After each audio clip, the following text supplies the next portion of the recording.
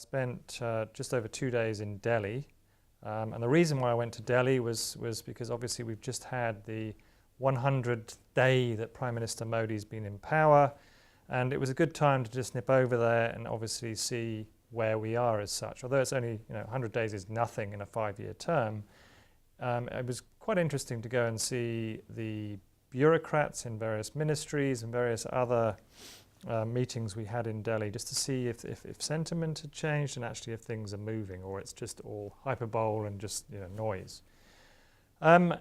Some of the meetings we had with various infrastructure companies, the first fact is that whereas a lot of project clearances over the last 2 years were just blocked.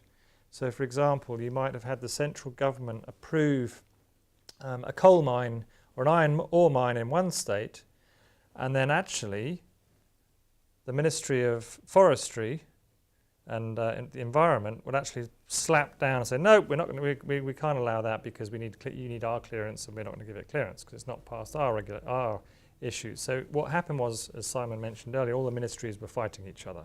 Nobody wanted to make a decision.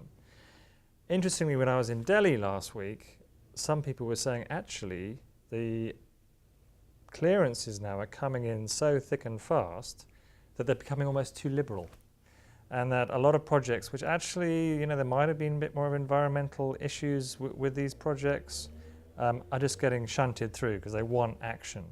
So there is a perceptible change in that a lot of projects are being approved, and very quickly, substantially quicker than before. So that's good for trying to get things going again. Of course, are we going to see that in the data today? No, we're not.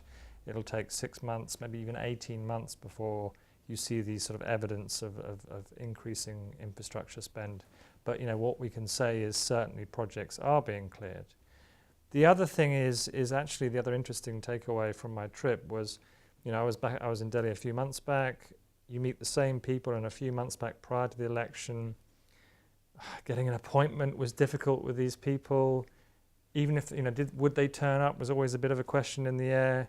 And then even when you met them, generally the sort of, the mood was somewhat somber. People were very reluctant to talk to foreign investors, to be honest with you. Fast forward to last week, or 100 days into the new term, and it's a totally different perspective. From my perspective, and again, I only met a few ministries and a few bureaucrats here and there, but I get the sense that there's been quite a dramatic change in sentiment. The bureaucracy is working again. Decisions are being made. Sometimes, as I mentioned before, they're coming through quite thick and fast. And it's quite interesting because the energy level of the Prime Minister, he's quite a young Prime Minister. He's just over 60. The previous Prime Minister was, I think, nearer 80, if not over 80. Suddenly this new Prime Minister comes in, he works from 5 in the morning till 1 at night, and he genuinely does do that. And the energy levels that he's displaying are percolating throughout the whole system. On the other side, actually, sentiment in the investment community has taken a bit of a dip, actually, over the last, I'd say, 2 or 3 weeks. For example, the head of Vodafone India was criticising the Prime Minister for not making any big ticket reform announcements, which I think everybody was expecting. So I think there has been some criticism from certain parts in the financial press within India saying, where are all these reforms? That's picked up. So some of the overly exuberant and bullish sentiment certainly has begun to dip down and become a little bit more rational.